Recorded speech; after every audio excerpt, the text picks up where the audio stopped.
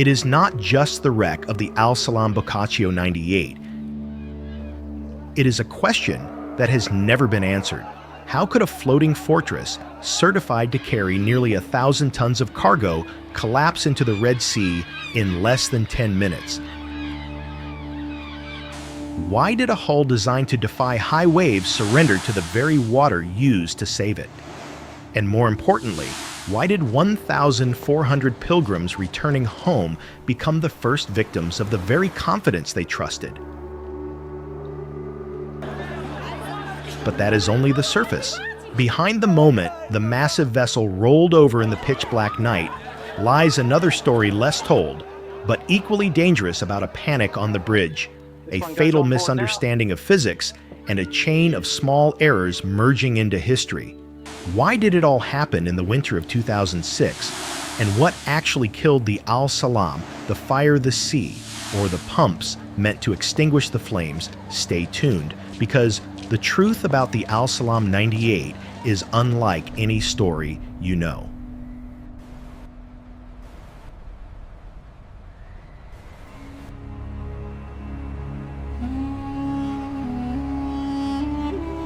February 2nd, 2006. The port of Dubai, Saudi Arabia, was not merely a transit point. It was a festival of anticipation.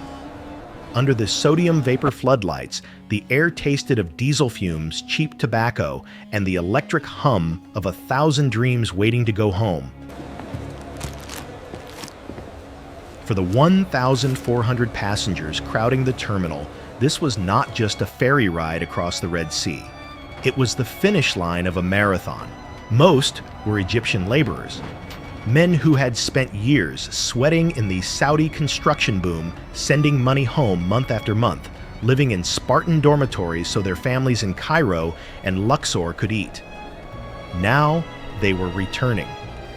Their pockets were heavy with hard currency, and their luggage was bursting with blenders, televisions, and toys for children who had grown taller since they last saw them.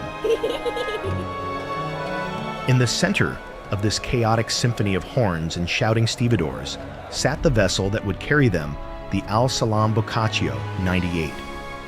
She was a massive creature of steel, originally born in Italy, a ferry with a pedigree. To the eyes of the workers looking up from the dock, she was magnificent. She stood 4 decks high, a white cliff face illuminated by the harbor lights promising speed, warmth, and safety. She was a bridge of iron connecting the desert to the Nile. The passengers saw the fresh paint and the radar arrays spinning lazily in the night sky. They saw a modern machine, a marvel of engineering that made the treacherous Red Sea look like a paved road. They did not see the geometry. They did not see that the ship had been modified from her original Italian design with extra decks added like layers on a wedding cake, pushing her center of gravity higher, making her top heavy. They admired the height of the white superstructure, unaware that the higher the steel climbs, the harder it fights to stay upright against the pull of the deep.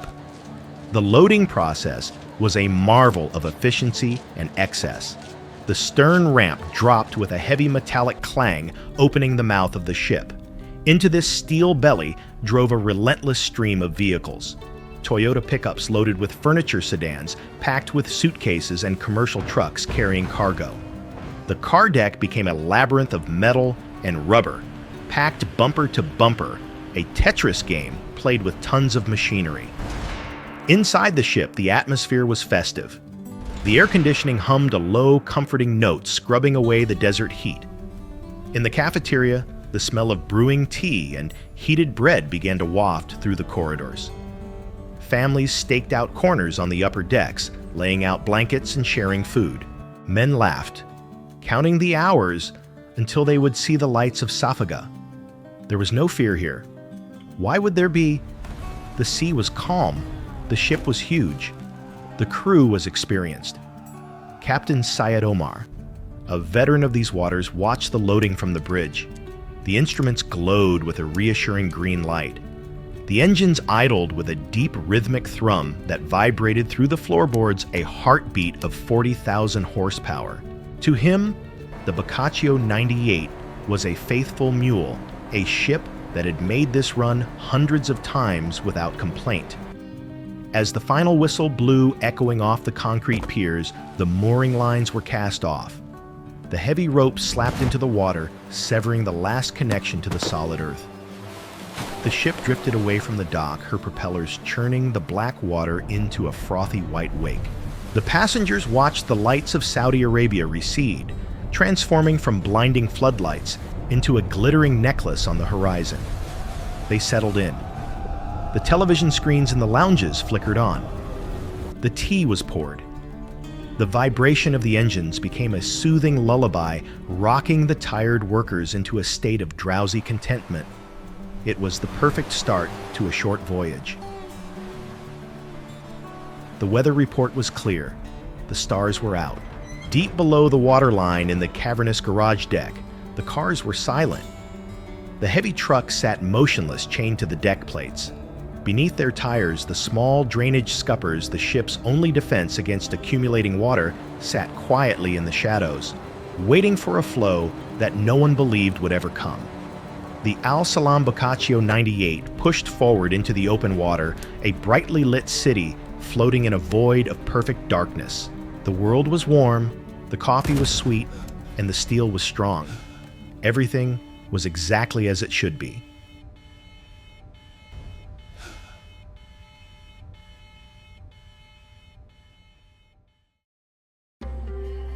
It is 10 p.m. 90 minutes into the voyage. The Boccaccio 98 is 20 miles off the Saudi coast. The Red Sea is a flat black mirror. On the car deck, deep in the belly of the ship, a sensor detects a spike in temperature. It is small at first, a wisp of gray smoke curling up from a truck loaded with luggage. It smells of burning plastic and smoldering fabric. The alarm screams on the bridge, a sharp digital shriek that cuts through the quiet murmur of the helm. The crew reacts instantly. This is what they are trained for. They grab the fire hoses. They sprint down the steel stairwells, descending into the garage. The smoke is thick now, an oily black fog that stings the eyes. They cannot see the source of the fire, only the orange glow pulsing behind a wall of parked cars. They open the valves. This is the moment the trap springs. The high-pressure pumps roar to life, drawing water directly from the infinite reservoir of the sea. As the crew sprays gallons of salt water onto the flames, they believe they are fighting a fire. They do not realize they are feeding the ship a poison. The water hits the deck. It hisses, turning to steam. But the fire is stubborn. It hides inside the tightly packed cargo. So they pump more and more. The hoses thunder, vibrating in the crew's hands like living things. But there is a problem. The drainage scuppers, the small holes designed to let water escape back into the sea, are blocked. Maybe by trash, maybe by cargo shifting in the heat. The reason doesn't matter. The result is physics in its deadliest form. The water does not leave, it accumulates. It pools around the tires of the trucks. It rises to the ankles, then the knees. The garage deck is transforming into a swimming pool. Physics calls this the free surface effect. When water is trapped inside a moving object, it acts like a liquid sledgehammer.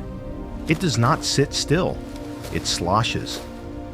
Thousands of tons of water begin to slide back and forth, with every subtle roll of the ship gaining momentum, waiting for the perfect moment to strike.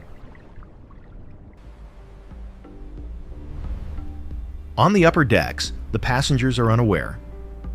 As a mother tucks a blanket around her sleeping child in the third-class lounge 2 decks below her, a 3-ton truck begins to float in the rising saltwater tide. 11:00 p.m. The captain makes a decision. The fire is not dying. He decides to turn back to Dubai. He orders a hard turn to starboard, The rudder bites into the water, the ship banks into the turn. Centrifugal force takes over. The massive pool of water on the car deck, hundreds of tons of it, surges violently to the starboard side. It crashes against the hull wall with the force of a train collision. The ship leans 10 degrees. On the bridge, the horizon tilts. The coffee cups slide off the instrument panels and shatter.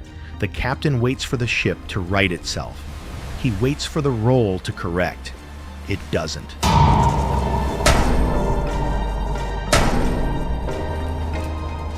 The Boccaccio 98 hangs there suspended in an unnatural lean. The water on the car deck is now trapped on the starboard side, pinning the ship down like a wrestler holding an opponent to the mat. Panic begins to bleed through the ventilation shafts. Passengers wake up sliding. People are thrown out of their bunks. The floor is no longer a floor. It is a ramp. The smell of smoke is now joined by the smell of fierce sweat and bile. Plates crash in the galley. The festive atmosphere evaporates, replaced by the sickening sensation of gravity gone wrong. The captain tries to correct the list by pumping ballast water into the opposite tanks. It is too late. The geometry is broken. The list increases to 15 degrees, then 20. The ocean, sensing the weakness, begins to climb. The starboard portholes dip below the surface. The glass holds for a moment, looking out into the green illuminated water. Then the pressure wins. As a man on the promenade deck reaches for a railing to pull himself up, the swimming pool, water overflows the deck edge, and the Red Sea pours into the passenger cabins. 1:30 a.m. The final death roll begins. The list hits 30 degrees. The trucks on the car deck break their chains.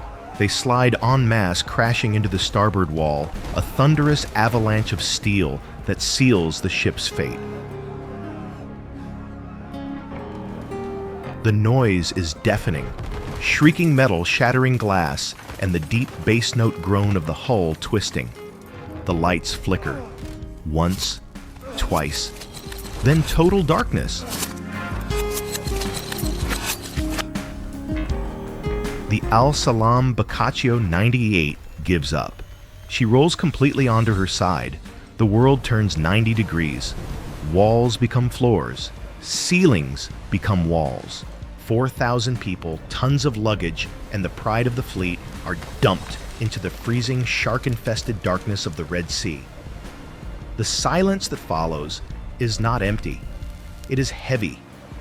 It is the sound of a city drowning.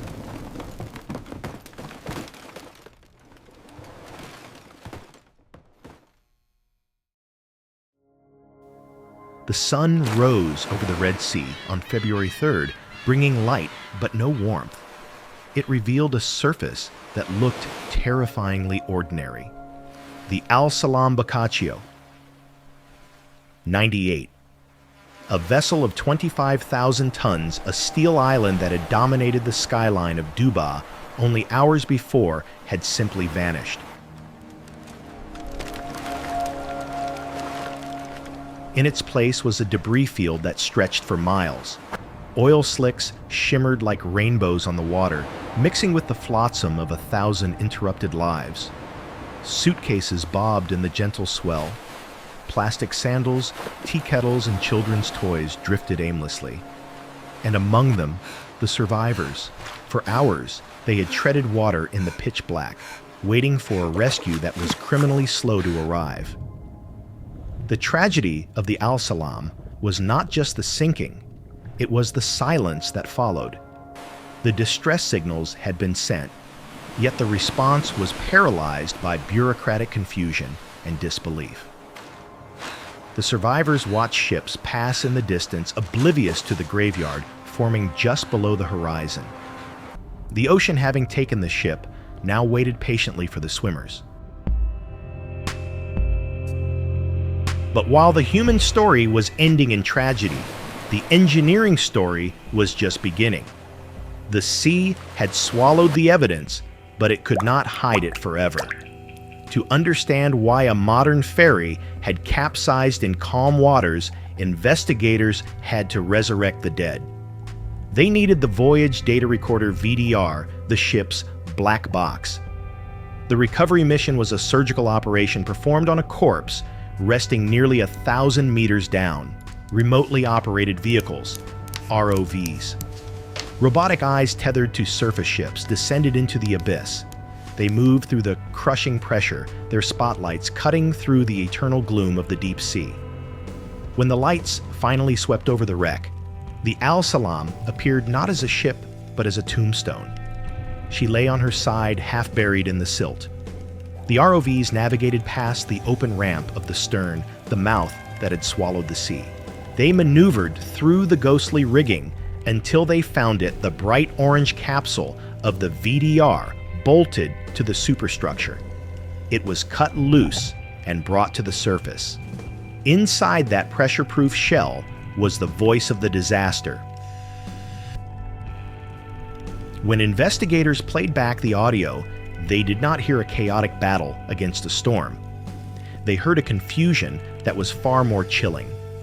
The bridge recordings revealed a crew fighting a phantom. They were obsessed with the fire, focused entirely on the smoke rising from the car deck. The captain's voice was calm at first, then increasingly bewildered. The recordings confirmed the fatal timeline. The crew had activated the high-capacity fire pumps. They had unleashed a deluge of seawater to drown the flames. It was standard procedure, but it relied on one critical mechanical assumption that the water would drain out. It didn't. The investigation revealed the microscopic detail that killed the macroscopic machine. The drainage scuppers on the car deck, small, unassuming holes meant to let water flow back into the sea, were clogged. Perhaps it was debris from the fire-melted plastic, or simply trash accumulated over years of neglect. It didn't matter. The scuppers were choked. The pumps were pushing water in at a rate of tons per minute. The drains were letting zero out. The audio captured the specific moment the physics turned against them. The first officer noted the list. The captain, believing the ship was just unbalanced by the turn, ordered ballast transfer. He was trying to treat a stability problem like a weight distribution problem. He didn't realize that he wasn't fighting weight. He was fighting fluid dynamics. The free surface effect had turned the car deck into a rogue wave generator inside the hull. Every time the ship rolled, hundreds of tons of water slammed against the side, pushing the center of gravity past the point of no return. The most haunting revelation came from the timeline of the pumps. They were never shut off. In their desperation to kill the fire, the crew continued to pump water into the listing ship almost until the very end. They were so afraid of burning that they chose to drown.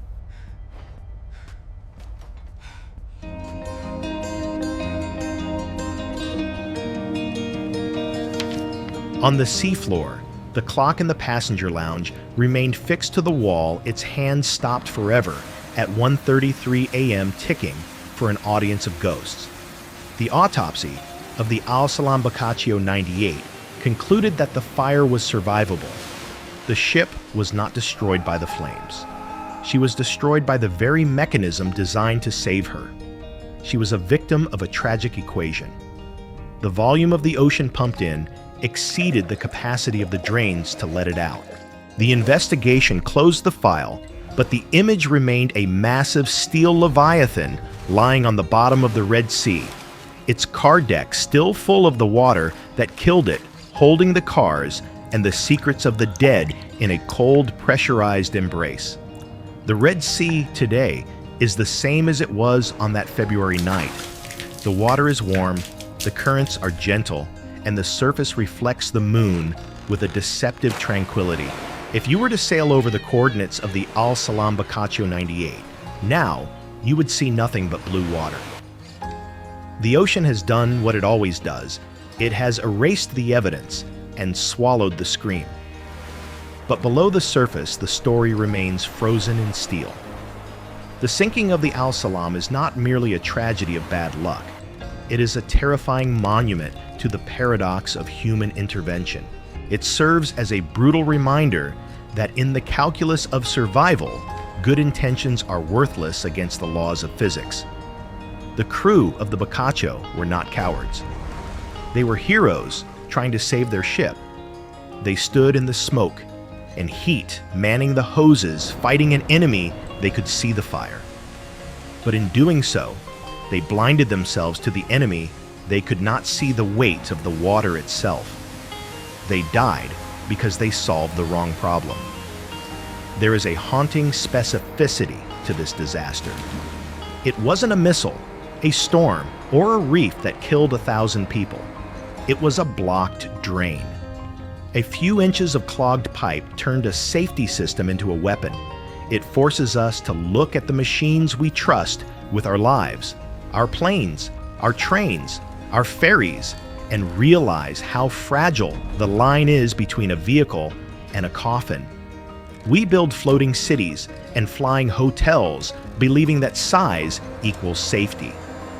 But nature is always waiting for the moment we forget the basics. Gravity does not negotiate. Buoyancy does not pity the desperate. If you pump more water in than you take out, the equation only ends one way. For the families of the 1,000 lost souls, the Al-Salam is a wound that will never close. The ship was carrying the dreams of a generation of workers' fathers, returning with the fruits of their labor mothers, holding the hands of their children, anticipating the embrace of home. They were betrayed not by the sea, but by the very walls built to protect them. As we look back at the Al-Salam Boccaccio 98, we must recognize the chilling truth. The most dangerous moment in any disaster is not when the threat appears. It is the moment we panic and reach for the cure without understanding the cost. The ship rests there now in the eternal dark of the deep channel. The fire is long out. The pumps are finally silent. But the lesson screams from the bottom of the sea. Do not fight the fire if you are not ready to handle the flood.